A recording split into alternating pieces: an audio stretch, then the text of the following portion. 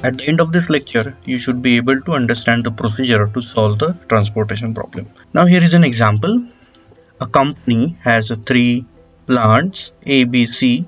So what is A, B, C? A, B, C are the source and they are the plants which are manufacturing the products, and it has three warehouses X, Y and Z. So X, Y, Z are the warehouses. The number of units available at plant are 60, 70 and 80 respectively, and the demand at XYZ are 50, 80 and 80. So this is the data which is given in the example. Also, the unit cost of transportations are also given, and it has been asked to find out the minimum transportation cost. In this example, now it is not mentioned to which method is to be used, so it is your decision to take the appropriate steps. Let us see how to solve this problem. The first thing is that there are certain checkpoints, and the first checkpoint is whether the transportation problem is of maximization type or minimization type. Because if the problem is of maximization type, we have to take a different approach, and if the problem is of minimization type, we have to take the different approach. One more checkpoint is there, whether the transportation problem is balanced or unbalanced. So let us check these two things. Now let us go back to our example. Now here, what is asked? Find out the minimum transportation cost, right? And this transportation cost of transporting from plant A to distribution center, that is warehouse X, is given, and we have to find out the minimum transportation cost, right? So the problem is of minimizing the cost.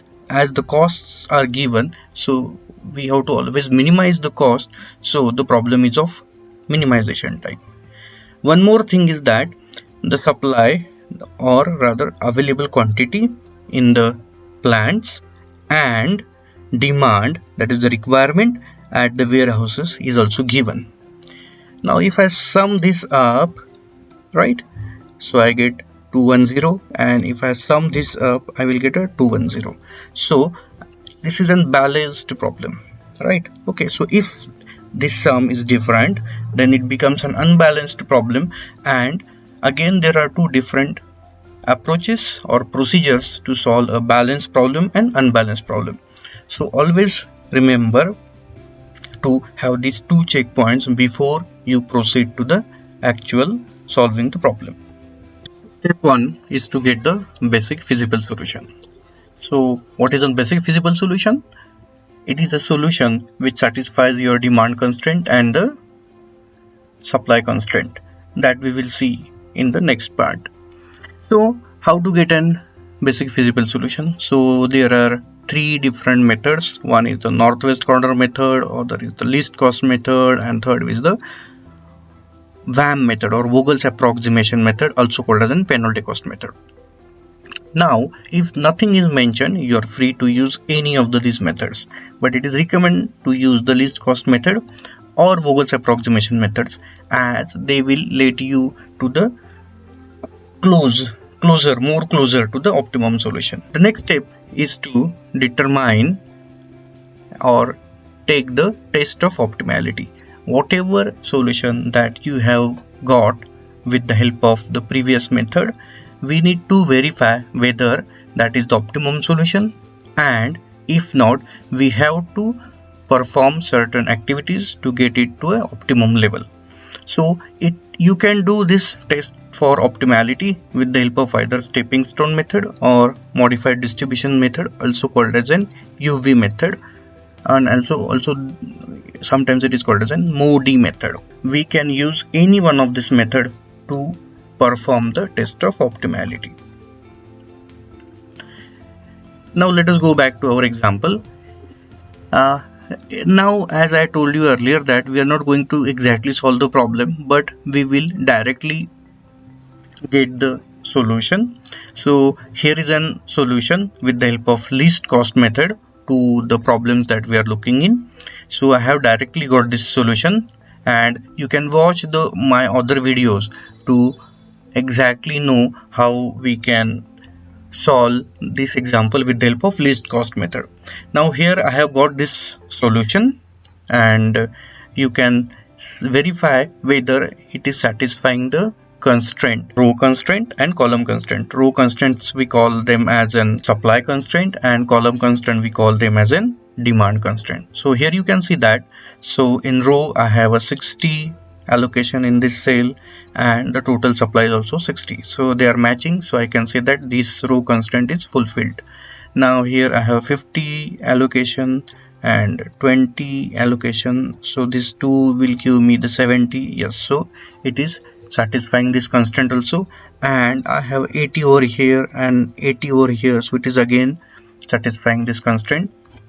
If we look in the column, so 50 is matching with 50, 80 is matching with 80, and 60 plus 20 is matching with this 80. Demand constraints are also satisfying. Now the next thing we have to see whether we have m plus n minus 1 number of allocations. So what is m? M is the number of rows. Okay, so 1, 2, 3. So I have 3 rows.